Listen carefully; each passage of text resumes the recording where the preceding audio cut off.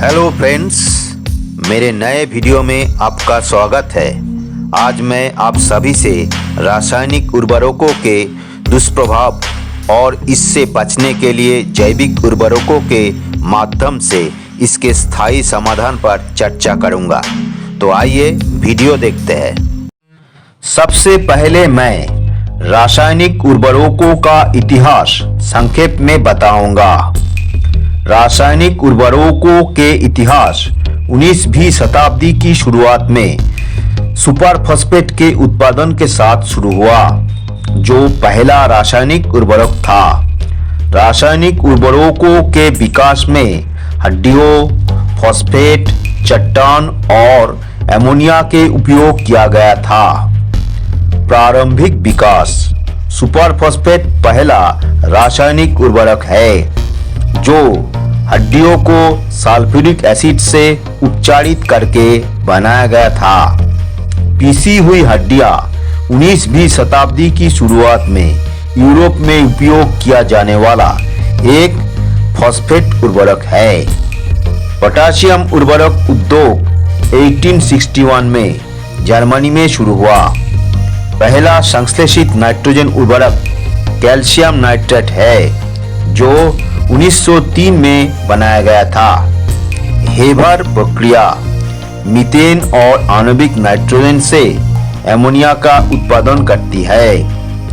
ओस्टवार्ड प्रक्रिया एमोनिया को आंशिक रूप से नाइट्रिक एसिड में परिवर्तित करती है। आधुनिक रासायनिक उर्वरक इस प्रकार है। Number 1, urea. यूरिया एक जटिल नाइट्रोजन उर्वरक है जो भारत में व्यापक रूप से उपयोग किया जाता है। ये किफायती है और इसमें उच्च नाइट्रोजन सामग्री होती है। नंबर 2, फॉस्फेट उर्वरक। फॉस्फेट चट्टान से बने होते हैं जिसमें फ्लोरएपेटाइट और हाइड्रोक्सी एपेटाइट पाए जाते हैं। इन खनिजों को जल में घुलनशील फॉस्फेट लवणों में परिवर्तित किया जाता है। नंबर 3, पोटाशियम क्लोराइड यानी KCl। ये पोटाशियम उर्वरक है जिसमें केवल पोटाशियम होते हैं। नंबर 4, पोटाशियम सल्फेट, जिसे सल्फेट ऑफ पोटाश यानी SOP भी किया जाता है। ये एक पोटाशियम उर्वरक है जिसमें केवल पोटाशियम होते हैं। Number 5, ammonium sulphate.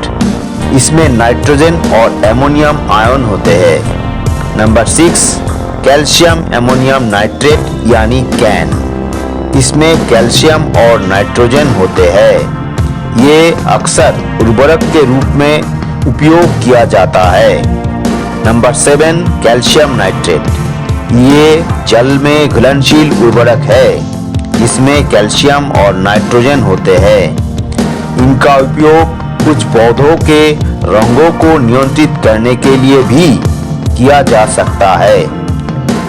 नाइट्रोजन उर्वरक सबसे आम प्रकार के उर्वरक है क्योंकि फसलें नाइट्रोजन पर अच्छी प्रतिक्रिया देती है। अब मैं रासायनिक उर्वरकों की हानिकारक प्रभावों पर प्रकाश डालूंगा। नंबर 1, जल प्रदूषण यानी वाटर पोल्यूशन। अधिक मात्रा में रासायनिक उर्वरकों का बहाव जल स्रोतों को दूषित कर सकता है जिससे शैवाल की अत्यधिक वृद्धि यानी एल्गल ब्लूम होती है। ये जल में ऑक्सीजन स्तर को कम कर देती है और जलीय जीवों को नुकसान पहुंचाता है। नंबर 2, मृदा क्षरण यानी सॉइल डिजेनरेशन। रासायनिक उर्वरकों का अधिक उपयोग मिट्टी के प्राकृतिक सूक्ष्म जीव संतुलन को बिगाड़ सकता है, आवश्यक पोषक तत्वों को खत्म कर सकता है और मिट्टी को अम्लीय यानी एसिडिक बना सकता है। नंबर 3, भूजल प्रदूषण यानी ग्राउंड वाटर कंटामिनेशन। रासायनिक उर्वरकों में मौजूद रसायन मिट्टी के माध्यम से रिसकर भूतल तक पहुंच सकते हैं जिससे पीने का पानी असुरक्षित हो सकता है। नंबर 4, वायु दूषण यानी एयर पोल्यूशन।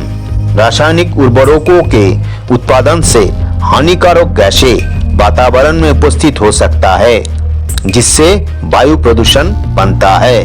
नंबर 5, रासायनिक जलन यानी केमिकल बर्न्स।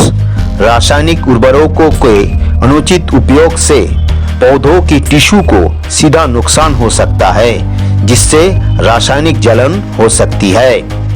नंबर 6, जैव विभिन्नता हानि यानी बायोडाइवर्सिटी लॉस।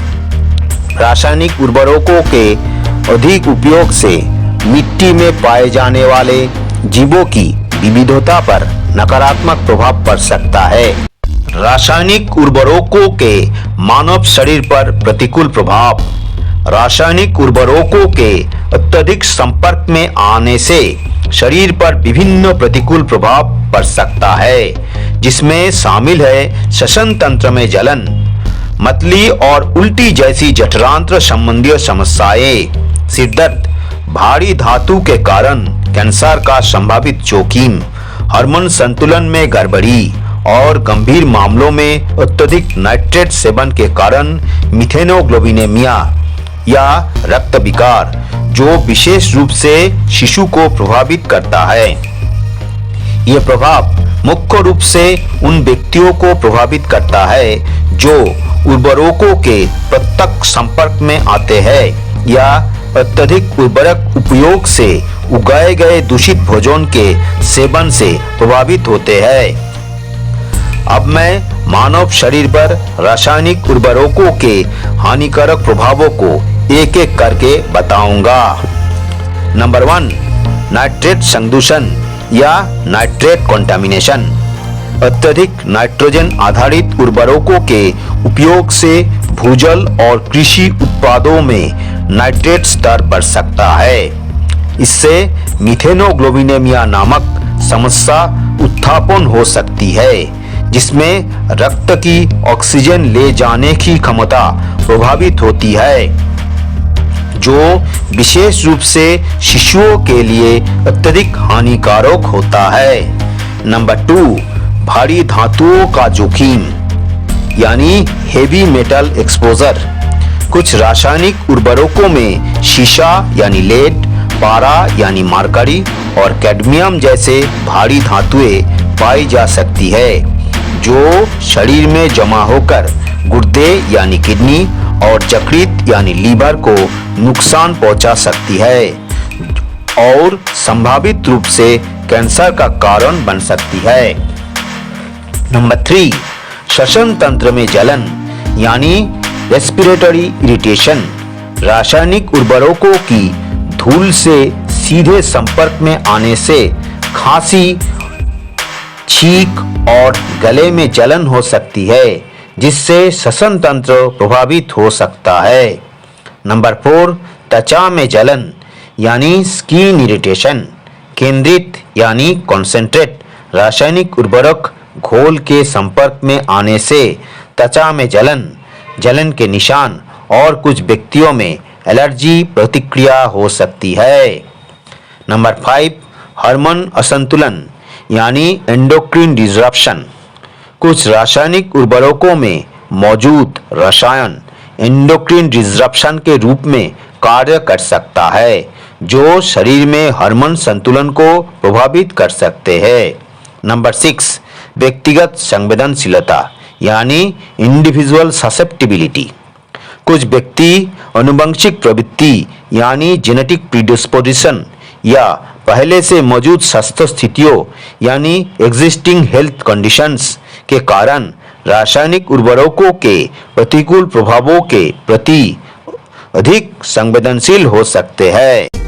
इन हानिकारक प्रभावों से बचने के लिए रासायनिक उर्वरक के स्थान पर जैविक उर्वरकों का उपयोग किया जाना चाहिए।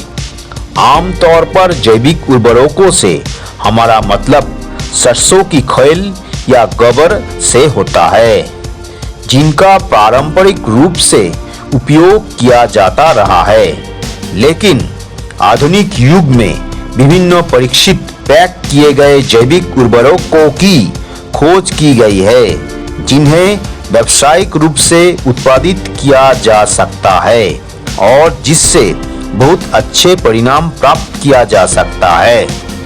उदाहरण स्वरूप, नंबर 1, नाइट्रोजन से भरपूर सर्वोत्तम जैविक उर्वरक इस प्रकार है: फिश इमल्शन उर्वरक, ब्लड मील उर्वरक, फेदर मील उर्वरक और सीवीड उर्वरक यानी केल्प। नंबर 2, फॉस्फेट के लिए सर्वोत्तम जैविक उर्वरक इस प्रकार है: जी प्रोम एडवांस एक प्राकृतिक और जैविक फॉस्फेट उर्वरक है।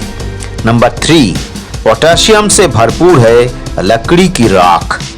नंबर 4, कैल्शियम के लिए सर्वोत्तम जैविक उर्वरक इस प्रकार है: डोलोमाइट लाइम यानी डोलोमाइट चूना, कैल्साइट, ऑयस्टर शेल फ्लावर यानी पिसा हुआ सीप के खोल और क्रस्ट एग शेल यानी कुचले हुए अंडे की छिलके। नंबर 5, सल्फर के लिए सर्वोत्तम जैविक उर्वरक इस प्रकार है: लाइवस्टॉक मैन्यूर यानी पशु खाद और सीप मैन्यूर यानी भेड़ की खाद। नंबर 6, आयरन के लिए सर्वोत्तम जैविक उर्वरक इस प्रकार है: कैटल मैन्यूर यानी मवेशियों की खाद, केन शुगर यानी गन्ना और डिकम्पोजिंग एजेंट यानी अपघटन एजेंट। नंबर 7, फास्फोरस के लिए सर्वोत्तम जैविक उर्वरक इस प्रकार है: फिश मील। जैविक उर्वरकों के कई लाभ होते हैं, जिसमें शामिल है मृदा संरचना में सुधार। जैविक उर्वरक मिट्टी की संरचना में सुधार करते हैं, जिससे ये हल्की और अधिक पारगमी बनते हैं। इससे पानी का बेहतर प्रभाव और संचलन संभव होते हैं, जिससे पौधों की वृद्धि में मदद मिलती है। पोषक तत्व का धीमी और नियंत्रित स्राव। जैविक उर्वरक धीरे धीरे और नियंत्रित तरीके से पोषक तत्व छोड़ते हैं, जिससे नाइट्रोजन के वायुमंडल में बढ़ जाने का क्षमता कम हो जाते हैं। पर्यावरणीय प्रभाव में कमी यानी रिड्यूस्ड एनवायरमेंटल इम्पैक्ट। जैविक उर्वरक प्राकृतिक स्रोतों से प्राप्त होते हैं, जिससे वायु प्रदूषण और ग्रीन हाउस गैसों के उत्सर्जन में कमी आती है। पोषक तत्व की विभिन्नता में वृद्धि। जैविक उर्वरक कई प्रकार के पोषक तत्व प्रदान करते हैं, जिनमें बोरॉन, आयरन, जिंक और मैग्नीशियम जैसे सूक्ष्म पोषक तत्व शामिल है। सूक्ष्म जीव गतिविधियों को बढ़ाना। जैविक उर्वरक मिट्टी में सूक्ष्म जीवों की गतिविधियों को बढ़ाते हैं, जिसमें मिट्टी जैव विविधता युक्त और स्वस्थ बनती है। मजबूत जड़ें यानी स्ट्रॉन्गर रूट्स। जैविक उर्वरक पौधों की जड़ों को मजबूत बनाने में मदद करते हैं, जिससे वे मिट्टी से अधिक पोषक तत्व अवशोषित कर सकते हैं। रोग और कीट प्रतिरोधक क्षमता। जैविक उर्वरक का उपयोग करने वाले पौधे अधिक स्वस्थ होते हैं और उन्हें कीट या रोग से लड़ने की अधिक क्षमता मिलती है। मिट्टी की उर्वरता को पुनर्स्थापित करना। जैविक उर्वरक क्षतिग्रस्त मिट्टी की प्राकृतिक उर्वरता को पुनर्स्थापित कर सकते हैं, जिससे फसल उत्पादन में सुधार होता है। जैविक उर्वरकों के उपयोग के लाभ। मिट्टी की पारिस्थितिक तंत्रों को संतुलित करता है, पौधों के स्वास्थ्य को प्राकृतिक रूप से बढ़ाता है, पूरी तरह प्राकृतिक होते हैं। इनका अवघटन बिना किसी रासायनिक हस्तक्षेप के होता है। जैविक उर्वरक मिट्टी में किसी कृत्रिम यौगिक को नहीं छोड़ते, जिससे मिट्टी का संतुलन बना रहता है। देखने के लिए धन्यवाद। यदि आपको ये वीडियो पसंद आया हो तो कृपया इसे लाइक और अपने दोस्तों के साथ शेयर करें और यदि आप मेरे चैनल पर नए हो तो मेरे चैनल को सब्सक्राइब करना ना भूलें और बेल आइकॉन दबाएं ताकि नए वीडियो की नोटिफिकेशन सबसे पहले आपको मिले। देखने के लिए धन्यवाद।